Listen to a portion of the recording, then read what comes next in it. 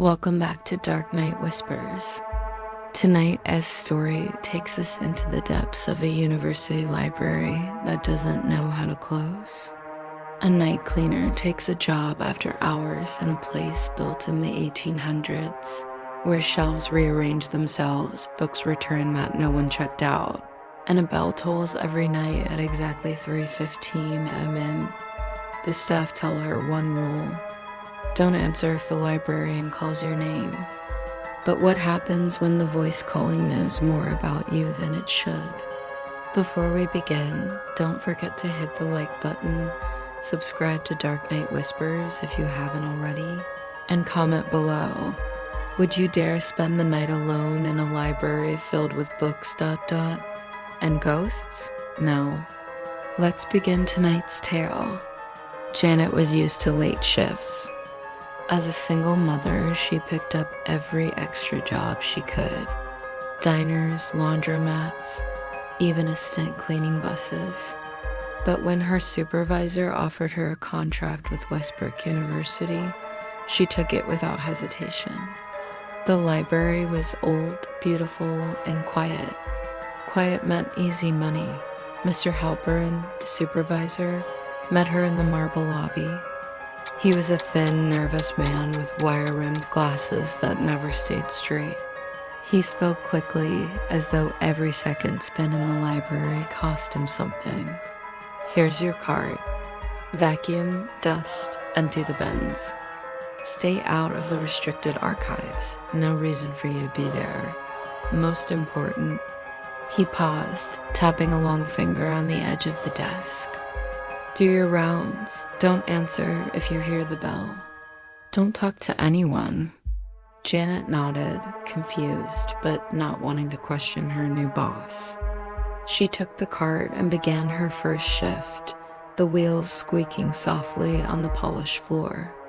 The early chores were normal: vacuum, dust, empty bins. But as the night wore on, Janet noticed odd things. Books left open on tables, their pages moving though the windows were tightly shut. A chill ran down her spine, but she shook it off. Old buildings had drafts, right? As the clock ticked past midnight, Janet wheeled her cart to the returns area. Her eyes widened. Books appeared on the cart that she hadn't placed there. One caught her eye, a journal dated 1923. Her hands trembled as she opened the cover. Inside, in familiar handwriting, was her own name. Janet slammed the book shut, her heart racing. This had to be some kind of prank, a hazing ritual for new employees.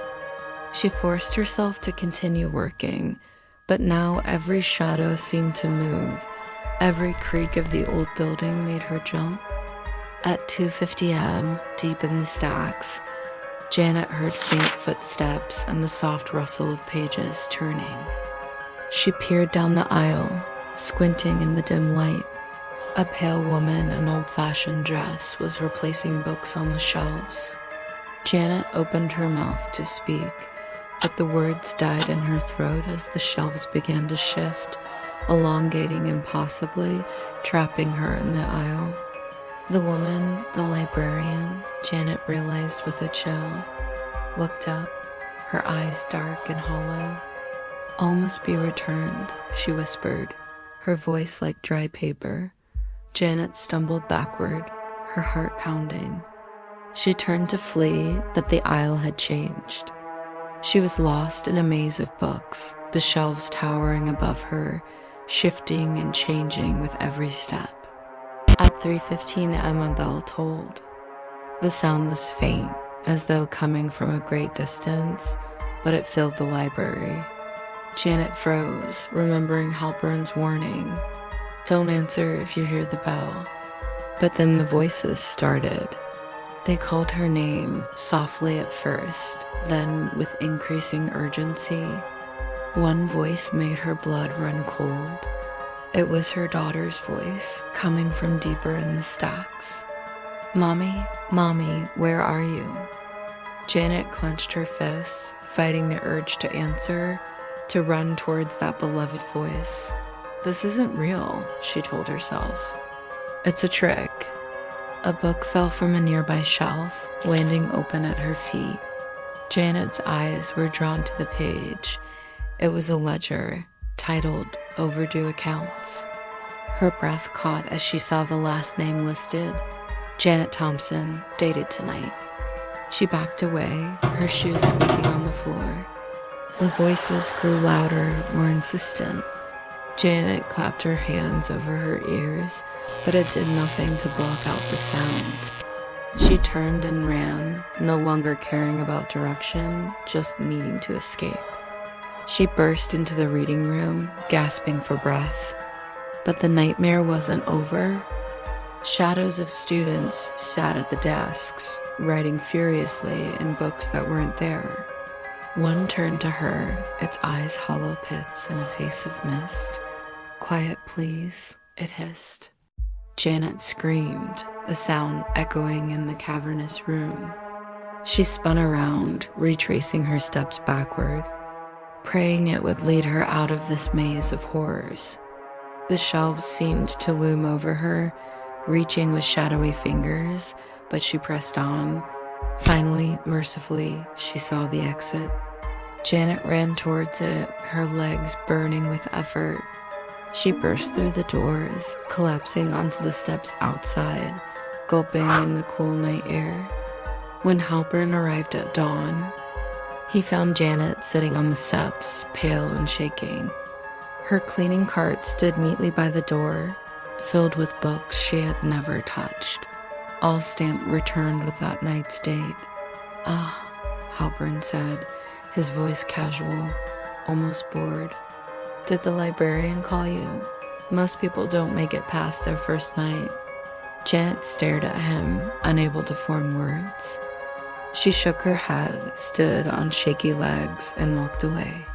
She didn't need to say it. They both knew she wouldn't be back. But the library wasn't done with her. When Janet arrived home, exhausted and still trembling, she found a book sitting on her kitchen table. It wasn't one of hers. With trembling hands, she opened it, already knowing what she would find inside. A slip of paper with the words "due tomorrow" written in an elegant, old-fashioned hand. Janet sank into a chair, her mind reeling. The library that never closes had found her, and it wanted something returned. But what? And at what cost? So tell me, if you were alone in a dark library and heard a bell calling your name, ... would you answer? Comment your answer below, and don't forget to like this video and subscribe to DarkNight Whispers for more stories every week. Until next time, keep your books returned and your name unspoken.